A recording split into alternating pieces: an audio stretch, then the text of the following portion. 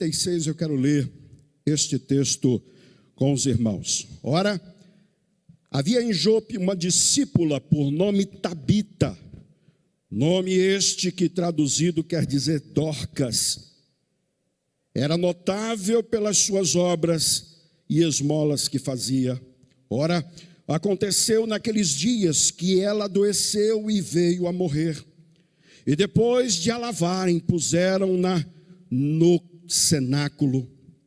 Como Lida era perto de Jope, ouvindo os discípulos que Pedro estava ali, enviaram-lhe 2 homens que lhe pedissem: não demores em vir ter conosco.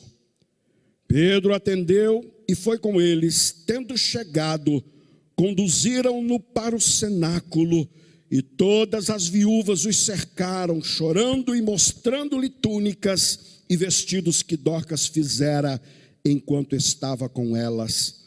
Mas Pedro, tendo feito sair a todos, pondo-se de joelho, orou e voltando-se para o corpo, disse: Tabita, levanta-te. Ela abriu os olhos e, vendo a Pedro, sentou-se. Ele, dando-lhe a mão, levantou-a e, chamando os santos, especialmente as viúvas, apresentou-a viva. Verso de número 42, isto se tornou conhecido por toda a Jope, e muitos creram no Senhor. Você pode dar graças a Deus pela palavra do Senhor nessa hora? Bendito seja o nome do Senhor. Graças a Deus por esta palavra, que ela seja da parte de Deus ao seu coração e que ela traga lições importantes para a sua vida e para o seu ministério nesta manhã. Quero conversar com você sobre o tema Mulheres Cristãs a serviço do reino. Mulheres cristãs a serviço do reino. Onde estão as mulheres aqui? Faz um sinal para mim. A maioria, né? Não precisava nem fazer esta consulta, porque normalmente tem sido assim. Queridos irmãos, desde a história do início do cristianismo, Deus tem nos dado a oportunidade de contemplar mulheres tementes a Deus, cujo sentimento que paira no seu coração é servir ao Senhor e aqueles que Deus tem colocado ao seu redor. Deus tem nos dado a oportunidade, como pastores, como líderes, de ver a obra do Senhor sendo sustentada, sendo mantida pela fidelidade, pelo compromisso, pelo comprometimento de mulheres de Deus que acreditam que nasceram para o serviço real, que nasceram para trabalhar na seara do Senhor. É bem verdade que este contexto faz parte de um momento, onde uma circunstância, quando muitos homens estão fugindo da responsabilidade de fazer aquilo que Deus os comissionou. Por que eu estou mencionando isso? Porque este milagre, porque esta mulher, porque esta serva do Senhor, a quem Deus usava para abençoar vidas, morava em Jope. E você se lembra lá no Antigo Testamento de um homem que foi comissionado por Deus, de um homem que foi levantado pelo Senhor para servir no reino. E eu estou me referindo a Jonas, mas foi de Jope, o seu porto de fuga daquilo que seria a vontade. Não é diferente nos nossos dias. Nós estamos vendo, olhando, percebendo homens que foram chamados para estar envolvidos, comprometidos, trabalhando no reino, mas pelas razões que cabe o Senhor conhecer, estão fugindo desta responsabilidade. Mas bendito seja o nome de Jesus, porque para cada homem que fuja desta responsabilidade, Deus há de levantar uma serva do Senhor, uma mulher de Deus, que possa na sua simplicidade fazer aquilo que deveria e caberia a muitos de nós, que pela, quem sabe, omissão, não temos feito aquilo que deveríamos e para o qual nascemos. Essa mulher do nosso texto, e eu quero ver com você primeiro alguns aspectos da identidade desta mulher cristã a serviço do reino. Quero pensar com você de que maneira ela era conhecida, como ela era vista pelas pessoas que estavam ao seu redor. E mulheres cristãs a serviço do reino, em primeiro lugar, são aquelas que são e que têm na sua identidade a marca do discipulado. Perceba no texto que você vai ver o autor do livro de Atos fazendo menção a identidade de Dorcas em pelo menos 3 aspectos. Diz o texto que ela era discípula do Senhor, diz o texto que ela se chamava Tabita, e diz o texto que ela era conhecida entre os gregos como Dorcas. Mas antes de qualquer identidade, antes de qualquer traço, antes de qualquer identificação daquela mulher, o texto diz que ela era discípula do Senhor. Ela aprendia aos pés do Senhor. Ela cresceu no conhecimento e na graça de Deus, porque Deus só usa aqueles que de certo modo têm interesse de estar aprendendo aos pés do Senhor. Diga amém por isso, para que eu saiba que você está me acompanhando aqui, né? Os irmãos sabem que eu tenho um coração assim mais fervoroso, né? Fervoroso no sentido de entusiasmo, né? Não é de espiritualidade, é de entusiasmo. E aí é importante quando você me acompanha, porque eu sei que você está comigo nessa proposta, e especialmente aqueles que estão em casa também. Ah, pastor, eu quero ser uma mulher, quero ser um homem de Deus, quero ser um servo do Senhor a serviço do reino. Pois essa trajetória começa num processo de aprendizagem, começa num processo de dependência de Deus, quando a gente diz, a identidade que eu carrego, eu quero ser conhecido como aqueles que têm prazer na lei do Senhor e no aprendizado da palavra de Deus. Eu estou aqui diante de homens e mulheres que eu tenho a consciência de que Deus vai usar para transformar, para mudar esta geração, porque estão aqui aprendendo da palavra do Senhor com o interesse de que sejam conhecidos como discípulos amados do nosso Salvador. Deus nos chamou para servirmos ao reino. Diga amém por isso. Para você que acredita, para você que não acredita, não precisa. Deus nos chamou para servirmos ao reino, mas Ele chamou-nos primeiro, acima de tudo, para que eu e você fôssemos conhecidos como alguém que tem a sua vida devotada para aprender da palavra de Deus, para ser discipulado pelo próprio Senhor, para ser ensinável pela própria palavra de Deus. Mas a verdade, queridos irmãos, é que alguns de nós, pretensamente antigos na obra de Deus, já se esquecemos que somos eternos discípulos do Senhor. Já perdemos a noção de que precisamos continuar aprendendo, desenvolvendo a nossa fé, como Paulo mesmo orientou aos seus contemporâneos no tempo e nos dias dos Colossenses. Quando ele dizia, crescei, continuai crescendo no conhecimento e na graça do Senhor. Aqueles que de fato são discípulos do Senhor estão aprendendo todos os dias, e a cada dia Deus nos acrescenta lições que serão importantes no serviço do reino e na obra do Senhor. Bendito seja o nome de Jesus. Eu estou aqui para aprender, eu estou aqui para dar continuidade a esse processo de discipulado que Deus tem nos desenvolvido. E eu espero que você também esteja aqui com essa mesma disposição. Que você, como um bom discípulo do Senhor, como uma boa discípula do Senhor, que esteja dizendo, Senhor, me ensina a fazer a tua vontade, me ensina a andar nos teus passos aqui nesta terra, de tal maneira que eu possa ser útil ao reino de Deus. Mas a identidade desta mulher também traz consigo uma característica muito importante.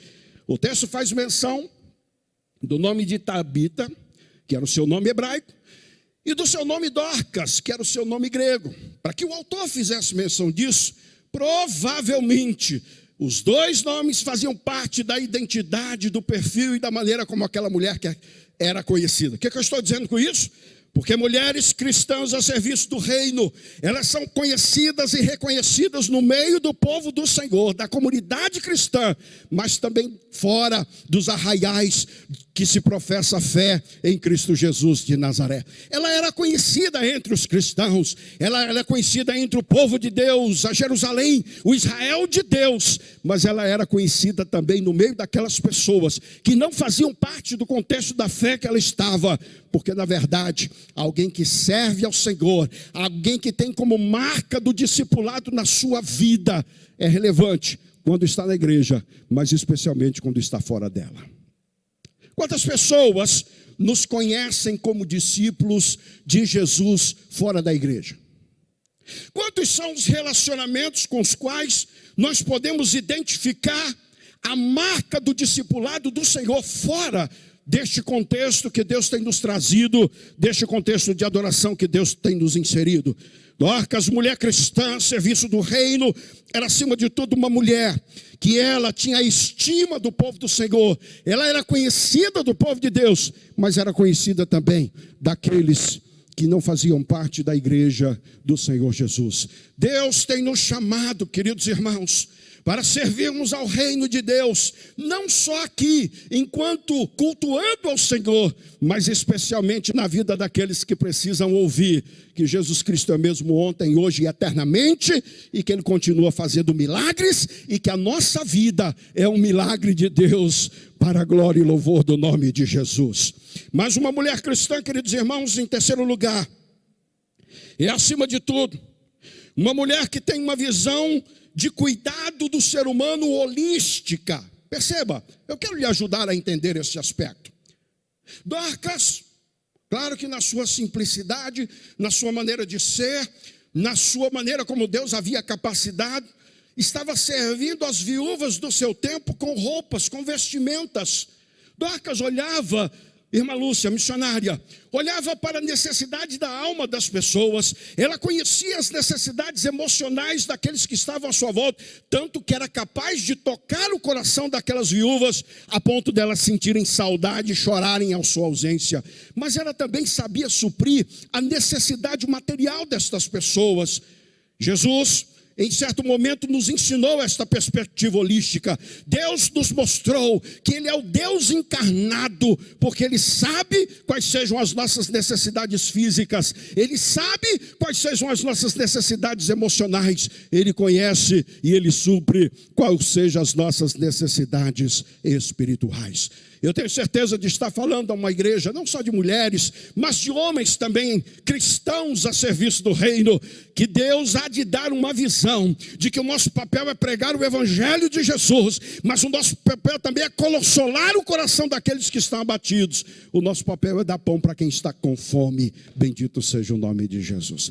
A necessidade é roupa, pois vamos atrás da roupa. A necessidade é remédio, pois vamos atrás do remédio. A necessidade é o fortalecimento da fé, pois vamos pregar a palavra de Deus. A necessidade é uma palavra de conforto, pois vamos estar ao lado daqueles que estão chorando, porque como discípulos, como servos do Senhor a serviço do reino, nós temos uma visão do ser humano integral e vamos trabalhar no sentido de que cada uma destas necessidades seja supridas para a glória e louvor do nome de Jesus.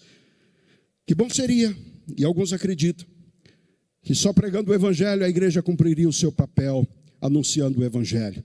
Mas esta mensagem que diz que Jesus é o pão da vida, carrega consigo a sensibilidade de alguém que sabe que o ser humano tem necessidades espirituais, mas ele tem também necessidades materiais. E foi a nós, discípulos, servos cristãos do reino, a quem Deus deu a responsabilidade de fazer o que estiver ao nosso alcance.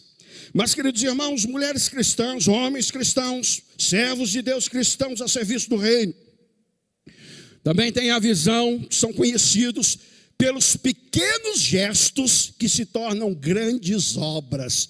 Para pensar comigo. O que é juntar alguns poucos retalhos de tecido para fazer roupa para a viúva? Aparentemente, irmã Iris, parece uma coisa insignificante, parece um trabalho irrelevante. E eu sei que tem algumas mulheres aqui neste contexto, ou que estão me acompanhando em casa, que acreditam que os seus talentos, que a sua capacidade seja ínfima, diante de uma realidade de muitas necessidades. Mas mulheres cristãs a serviço do reino sabem que o pouco que tem nas mãos de Deus é muito. De que Deus é capaz de, na simplicidade do resultado dos trabalhos das nossas mãos, fazer milagres e maravilhas na vida daqueles a quem temos o interesse, a motivação e a sinceridade de servir. Ah, meu irmão, nada que seja consagrado ao Senhor, nenhum talento que esteja à disposição do reino de Deus pode ser considerado ínfimo e insignificante. Deus vai fazer disto uma grande obra, uma grande ação para a glória de si mesmo. Bendito seja o nome de Jesus. Sabe por que a gente não faz muito na obra de Deus?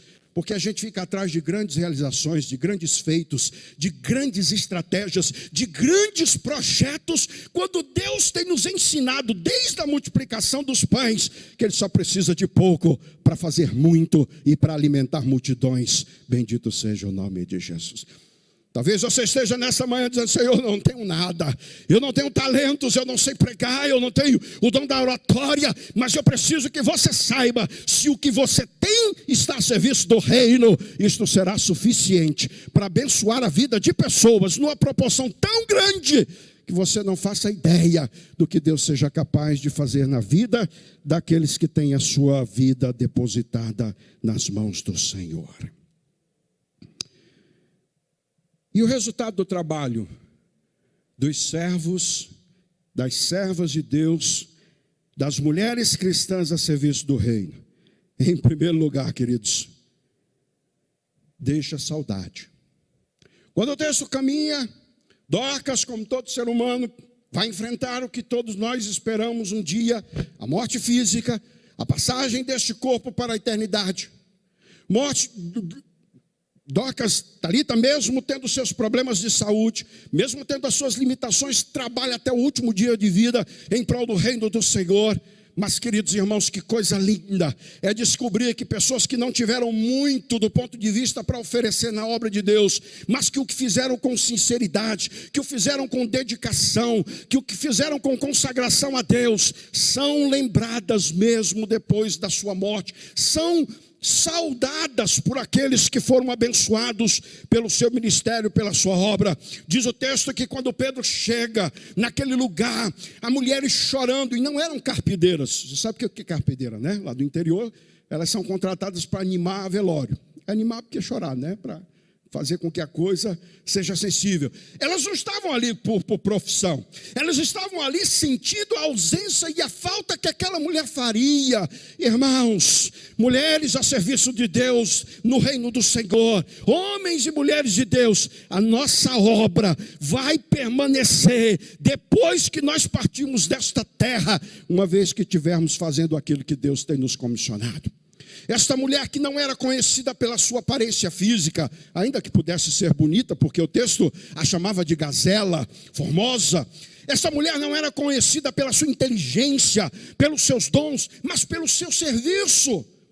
E este serviço deixou saudade. Eu preciso perguntar a você que está aqui neste lugar, se amanhã ou depois, não vou desejar sua morte, pelo amor de Deus. Mas vamos imaginar que daqui alguns dias Deus lhe levasse desta igreja para outro lugar. Quanta saudade você deixaria aqui?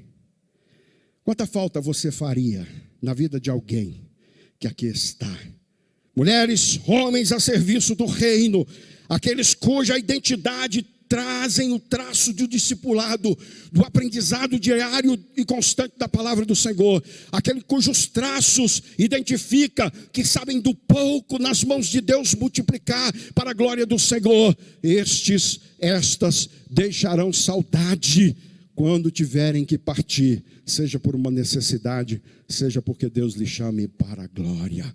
Irmãos, eu estou aqui nesta manhã com meu coração ardendo e dizendo: Senhor, me faz útil neste lugar, de tal maneira, não para o meu reconhecimento, mas para a exaltação de Ti mesmo, que o Senhor me ajude a deixar saudade no coração e na vida daqueles pelos quais possamos passar. Mas em segundo lugar, queridos irmãos,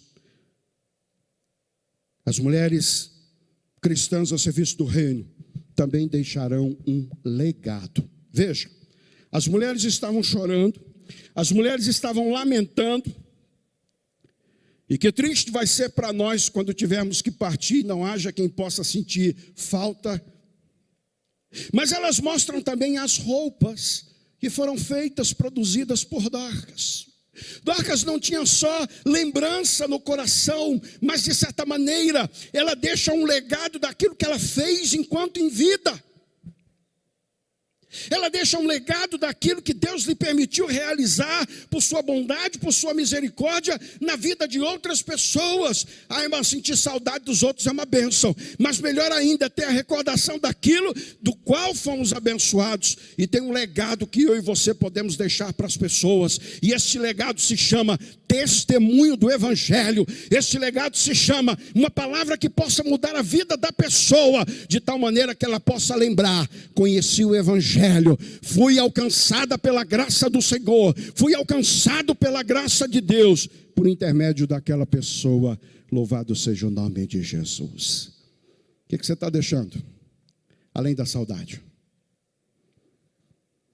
o que você está deixando que de fato seja concreto, palpável, e que possa representar um legado na vida de outras pessoas? Sabe, queridos irmãos, o Salomão, nos seus escritos de sapiência, de sabedoria, vai dizer: 3 coisas me chamam a atenção, 3 coisas são curiosas para mim: o caminho do navio na água, o caminho do pássaro no céu e o caminho da serpente na pedra. O que é que Salomão está dizendo? É curioso, é significativo o fato de que algumas pessoas passam pela vida dos outros sem deixar qualquer rastro, sem deixar qualquer identificação, sem deixar qualquer legado. Deus te colocou na vida de determinadas pessoas. É verdade, um dia você vai passar. É verdade, um dia a sua jornada continua, ou destas pessoas. Mas além da saudade, elas vão levar frutos do seu testemunho, do seu ministério, da sua vida e do seu serviço a Deus e ao reino de Deus, especialmente na vida daquelas pessoas. Mas, queridos irmãos, terceiro e último lugar, mulheres cristãs a serviço do reino deixam saudades, deixam legados, mas deixam um testemunho impactante. Foi a ressurreição de Dorcas que abalou a estrutura espiritual daquela localidade. Diz a palavra do Senhor que muitos creram no Senhor a partir de algo extraordinário que Deus permitiu que fosse realizado na vida de Dorcas por meio do apóstolo Pedro. E eu tenho certeza que ninguém cujo sentimento seja ser conhecido não pelo dom, não pela capacidade, não pela aparência física, mas pelo serviço na causa de Deus. Eu tenho certeza que o testemunho daqueles que vivem para a glória do Senhor vai marcar a nossa geração, de tal maneira que muitos possam crer no nome de Jesus de Nazaré. Deus nos chamou, meus irmãos, não para uma passagem fútil, não simplesmente para passarmos pela vida das pessoas. Deus nos chamou para marcarmos a existência e deixarmos legado na vida daqueles que estão ao nosso redor. Deus nos chamou para que Deus possa realizar em nós aquilo que seja para a glória e exaltação do seu próprio nome. Você quer ser um milagre de Deus? Você quer ver e poder testemunhar dos milagres de Deus? Tome cuidado com o que você quer. Minha esposa está me acompanhando, e um dia ela ouviu uma mensagem dizendo: Senhor, faz um milagre em mim. E a ênfase daquela mensagem era de que aquela mulher, de que aquela pessoa queria conhecer e experimentar ser um milagre vivo aos olhos daqueles que estavam ao seu redor. E aí Geselda, se lembrando, ela falou no seu íntimo: Senhor, eu nunca tive uma experiência como essa. Me dá uma experiência de milagre na minha vida, de tal maneira que eu seja um testemunho vivo de que o Senhor continua fazendo maravilhas na vida daqueles que esperam em Ti. Bom, ela engravidou do primeiro filho, Gabriel. Está aqui esse menino lindo e maravilhoso, a cara da mãe. E no primeiro exame que ela fez, alguém disse para ela, o médico inclusive da família, que acompanhou minha mãe, que acompanhou pastora Adriana, que acompanhou Gesielda. Eu ri porque ela não gosta, né? Foi só mesmo para provocá-la. E aí naquele momento, naquela circunstância, o médico diz: olha, você tem um problema. E esse problema induz o aborto. Você vai perder a criança se você não fizer o tratamento, se você não fizer o acompanhamento. Mas o tratamento era muito caro, era coisa de 30 mil reais na época, durante toda a gestação. A gente não tinha esse recurso, esse remédio não estava à disposição da rede pública. Nós fomos para casa e Deus trouxe a ela a lembrança. Lembra que você me pediu um milagre? Lembra que você me pediu que fizesse algo extraordinário, de tal maneira que a sua vida fosse um testemunho vivo? Pois esta é a oportunidade. Bom, para encurtar a história, meus irmãos, na verdade, alguns milagres podem ser um processo doloroso da minha vida. Alguns milagres devem exigir de nós que algumas coisas morram. Mas eu tenho certeza de que se este milagre é da parte de Deus, até o que morreu vai ressuscitar para a glória e louvor do nome de Jesus. Talvez o seu milagre venha por uma crise no casamento. Talvez o seu milagre venha por perder o emprego. Talvez o seu milagre, a experiência extraordinária que você quer, lhe custe uma pessoa a quem você ama. Por isso que eu disse, tome cuidado com o que nós pedimos. Para nós custou muitos dias de aflição, de preocupação, mas no fim das contas nós estamos aqui dizendo: bendito seja o nome do Senhor, que fez da nossa vida um testemunho de milagres para a glória e louvor do seu nome. Bendito seja o nome do Senhor, que foi capaz de ressuscitar até aquilo que estava morto, para dizer que Deus ainda é o mesmo e que continua usando a vida daqueles que são mulheres e homens cristãos a serviço do reino. Onde está o Ministério de Louvor? Vamos cantar ao Deus neste momento. Os irmãos sabem que a nossa dinâmica de culto presencial e ao vivo sofreu algumas alterações, no sentido de que quem está em casa possa nos acompanhar de forma mais efetiva, produtiva, né? Então nós estamos sendo mais objetivos, mais sucintos naquilo que estamos conduzindo. Os irmãos têm percebido, o pastor tem trazido mensagens mais, como diz ele, sermão textual analítico, mais objetivas, mais pontuais, no sentido de que não se perca. E até porque nós temos uma consciência. O que eu não falei a você, o que não foi dito aqui, o Espírito Santo de Deus falou. O que eu não falei ao seu coração, por boca da minha voz, por instrumentalidade da minha voz, os céus falou, por intermédio dos atos e das ações de Deus na sua vida e na sua casa. O que é que nós queremos? Irmãos, nós queremos que a nossa passagem aqui não seja mais uma. A gente quer dar sentido e significado para quem somos e por que existimos. Já ouvimos isso. E esta vida só tem sentido se ela puder marcar a existência de alguém. Se ela puder alcançar a necessidade de alguém que está à minha volta, irmãos. A gente acha que Deus nos deu os talentos, capacidades, inteligência para o nosso orgulho e vaidade. Mas isso é o ledo engano do ser humano, porque Deus deu tudo isso para que a gente seja bênção nas mãos do Senhor. Tudo que eu tenho, tudo que eu sou, tudo que você tem, tudo que você é para a glória de Deus. Mas você vai passar na vida das outras pessoas se não entender essa verdade que eu estou dizendo para você.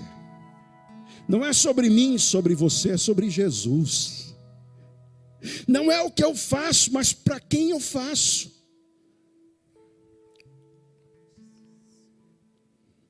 Eu não quero passar pela sua vida, simplesmente. Eu não quero ser como um navio na água, eu não quero ser como um pássaro nos céus, como uma serpente na pedra.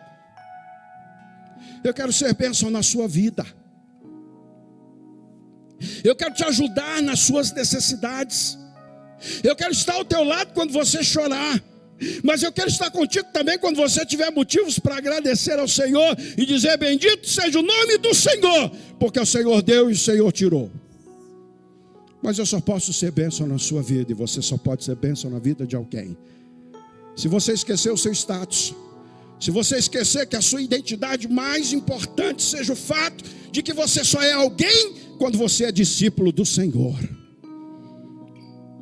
Mas para que eu e você sejamos instrumentos na vida de alguém, é preciso que você diga: importa que eu diminua e que o Senhor cresça. Quem era Dorcas? Irmãos, para a sociedade dos dias dela, talvez ninguém. Talvez uma pessoa relevante, mas para ela mesma, Era uma mulher que emendava retalhos para ajudar alguém que tinha menos do que ela. E olha que ela não tinha muito, mas o pouco que ela tinha, ela está dizendo: Senhor, está a teu serviço, é para a tua glória, é para a exaltação do teu nome. E aí ela vai aquecendo corações, aí ela vai inflamando vidas, aí ela vai construindo relacionamentos que vão deixando saudade, aí ela vai levantando sentimento no coração das pessoas, vai deixando legado na vida de gente. E ela vai para a eternidade, mas deixando um testemunho de alguém que não só pregou sobre milagres, mas de que foi um milagre vivo, para a glória e louvor do nome de Jesus. Deus está perto de fazer um milagre na sua vida. Mas esse processo de milagre, irmãos, é mais doloroso do que eu e você possa imaginar. Esse processo de milagre vai exigir algumas perdas. Este processo de milagre vai exigir algumas contradições. Como é que alguém tão útil na obra de Deus, Deus leva, irmãos? Com tanto bagaço que tem por aí de gente, e eu não me refiro à igreja, pelo amor de Deus, mas eu me refiro a pseudos cristãos. Por que Deus leva? Porque Deus, antes de fazer um milagre, a gente vê algumas contradições, a gente sofre algumas perdas, a gente vê muita gente chorando à nossa volta. Mas eu preciso que você confie na palavra do Senhor, que se sua vida está a serviço de Deus, de que se seus talentos é para a glória de Deus, este milagre vai ressuscitar até aquilo que você viu morrer. O que é que nós somos?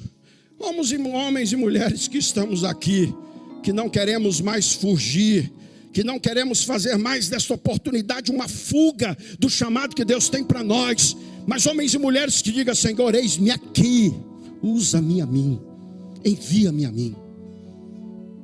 Jope pode ser para você o lugar quando você encare a responsabilidade de que você não tem muito, mas tudo que você tem é do reino. Ou você de Jope parte para o teu lugar de isolamento, para o teu lugar de fuga mais uma vez, para dizer: Senhor, não é o meu tempo, não é a hora, não é o que eu quero para a minha vida. Que vai ser a sua Jope de hoje? Como é que você sai daqui, deste lugar? Para fugir de Deus? Para se esconder das responsabilidades que Deus lhe confiou? Para negar a vocação que você tem, de que Deus se chamou para a obra missionária? Ou você sai dizendo: Senhor, eu não tenho muito, mas tudo que eu tenho te dou. Senhor, eu não sou nada, eu só sou um adorador. Senhor, eu não sou nada, eu só sou um discípulo, uma discípula, mas tudo que eu sou é para o louvor do teu nome. Senhor, eu não tenho nada, mas eu quero ser uma bênção na vida de alguém. Senhor, eu não sou nada, mas eu sei que o Senhor pode fazer de mim um milagre, para que outras pessoas creiam no teu nome. Vamos orar? Nós vamos adorar ao Senhor, depois eu retorno impetrando a bênção apostólica e a oração final neste momento. Vamos adorar ao Senhor.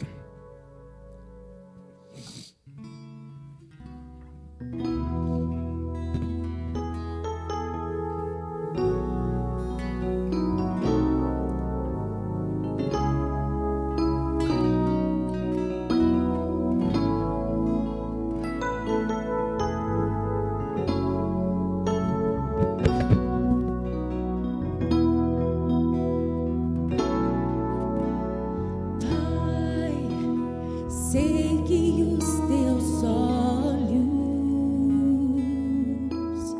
estão sobre a terra a procurar alguém que te adore em espírito, alguém que te adore em verdade.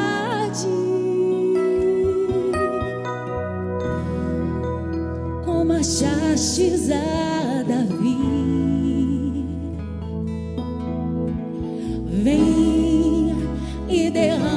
sobre mim o óleo precioso da unção e me faz segundo o teu coração. Ache em mim verdadeiro adorador, com vestes de louvor. Eu quero contemplar teu rosto, ó Pai. Vem ungir minha oferta de amor. Dou a ti meu coração, meu Deus, meu Pai. Ache em mim um verdadeiro adorador. Feche os seus olhos, vamos falar com o Senhor neste momento. Enquanto você ouve essa canção, irmãos, eu sei que os olhos do Senhor não estão sobre a vida de homens que estão fugindo da sua responsabilidade nessa manhã. Deus vai tratar com cada um deles. Deus, da sua maneira, vai chamá-los à responsabilidade, à obra do Senhor. Isso não é comigo, não é com a igreja, é com Deus. Deus está olhando para mulheres cristãs a serviço do reino nesta hora. Mulheres que estão angustiadas, ansiosas por fazer a vontade de Deus, mas que estão reprimidas, porque na verdade nunca encontraram quem pudesse dizer do seu valor, da sua capacidade, porque ela tem poucos talentos, porque ela pode fazer pouco do ponto de vista da perspectiva humana. Mas os olhos do Senhor estão sobre a vida destas, que com sinceridade estão dizendo: Senhor, eu não quero ser conhecido pela minha aparência, eu não quero ser conhecido pela minha casa, eu não quero ser conhecida pelos meus talentos, eu quero ser conhecida pelo meu serviço na casa e na causa do Senhor. Os olhos do Senhor estão sobre a vida de mulheres nesta manhã, a quem Deus vai usar com graça, com misericórdia, a quem Deus vai ressuscitar sonhos e projetos para marcar a vida de pessoas, para fazer de simples ações, projetos extraordinários que vão deixar um legado para esta geração e para gerações futuras. Se você acredita nisso, fique de pé comigo e eu quero orar por você. Pai celestial, nas tuas mãos, Senhor, ó Deus, está o teu povo neste momento. A vida de cada um dos teus servos, ó Deus, que se coloca diante do Senhor nesta hora. Pai, eu mesmo estou diante de ti neste momento. Deus, não olha para a nossa pequenez, não olha para as nossas limitações, mas olha para o poder de Deus que está derramado sobre a vida de cada um de nós. Somos vasos de barro, mas somos vasos do teu Santo Espírito, e nós te pedimos: usa-nos nesta geração, marca a vida, Senhor Deus, de pessoas, faz-nos de um milagre ambulante nesta geração. Bendito seja o nome de Jesus. Deus bendito, que o Senhor ressuscite, ó Deus, aquilo que morreu, ressuscite os sonhos, os planos dos teus filhos.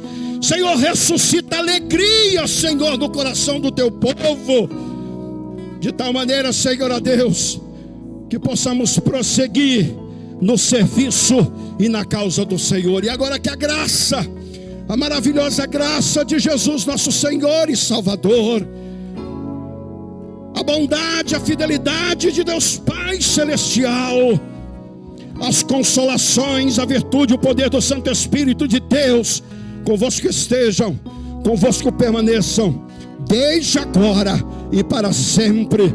Quando a igreja do Senhor diz amém.